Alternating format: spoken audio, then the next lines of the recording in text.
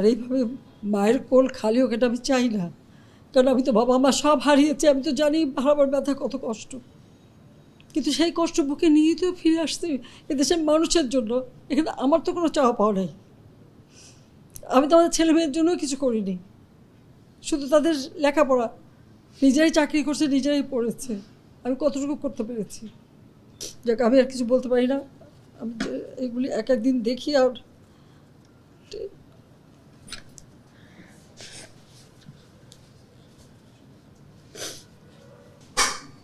সমস্ত দাবি মেনে নেওয়ার পরেও তাদের আর সে শাটডাউন শেষ হয় না। কী কারণে আমি বুঝি না।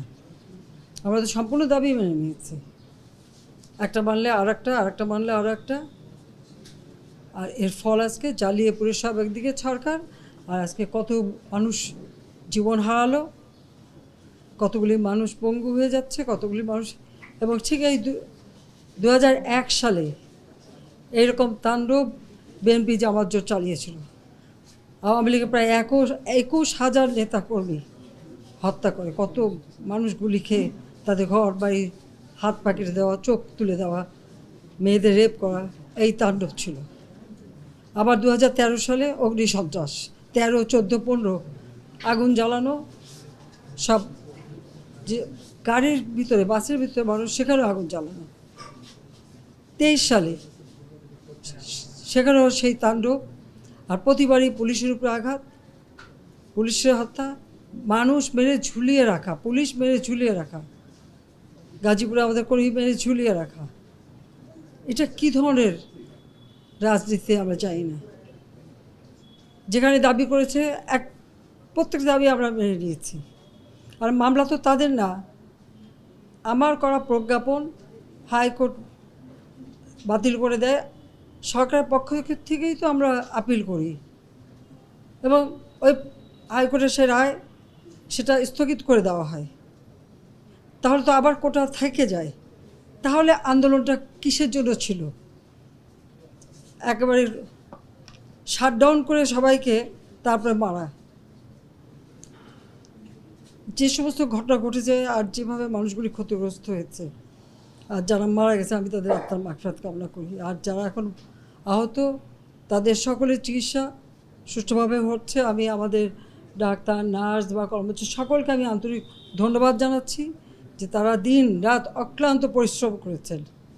এবং আমাদের স্বাস্থ্য মন্ত্রণালয় থেকে মন্ত্রী, প্রতিমন্ত্রী সহ আমাদের সকলে বারবার এদের দেখে গেছে এবং যা যা লাগে করে দিচ্ছে। আজকে চিকিৎসার জন্য যা যা লাগবে আমরা করে দিচ্ছি। আর যারা পা হারিয়েছে বা হাত হারিয়েছে, আমরা কৃত্রিম পায়ের ব্যবস্থা করে দেব, যাতে তারা আবার সুস্থ মানুষের মতো চলতে পারে, নিজের কাজ করতে পারে। এবং এর মধ্যে একজন আবার প্রতিবন্ধীও, কাজে তার মা যাতে ভালোভাবে চলতে পারে। প্রতিবন্ধী অবশ্য আমরা ভাতাও দিচ্ছি, কিন্তু তাকে আরও ব্যবস্থা করে দেব, আমাদের যতটুকু সাধ্য করে দেব। কিন্তু আমার দেশবাসীর কাছে আমি বিচার চাই।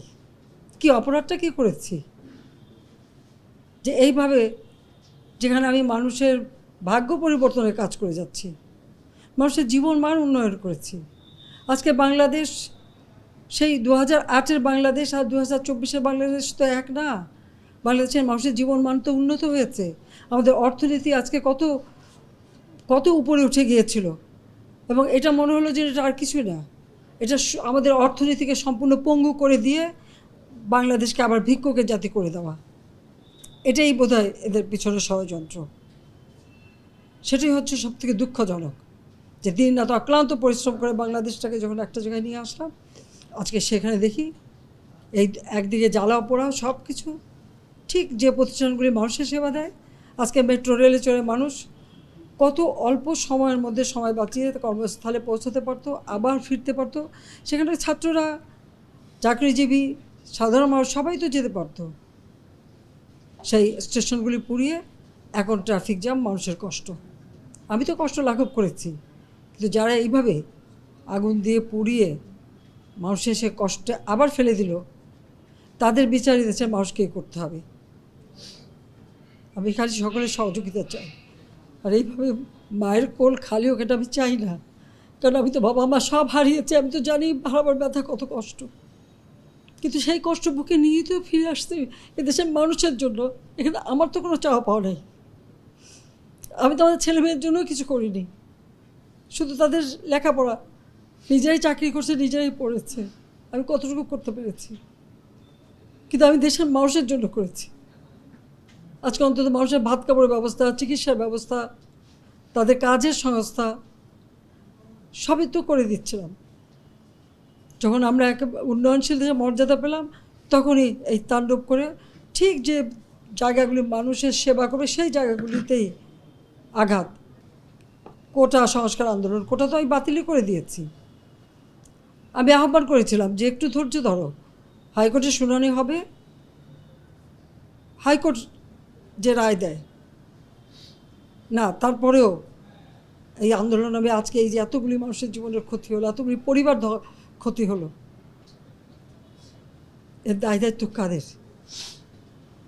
আমি দেশবাসীর কাছে সেই আহ্বান জানাবো যে এই ধরনের ধ্বংসযজ্ঞের জন্য এই দেশকে নিয়ে আর কেউ চালাতে না পারে। আমি সকলের সাহায্য চাই, আর আমি চাই না এইভাবে মায়ের কোল খালি হোক আর এভাবে মানুষ অসহায় হয়ে পড়ুক।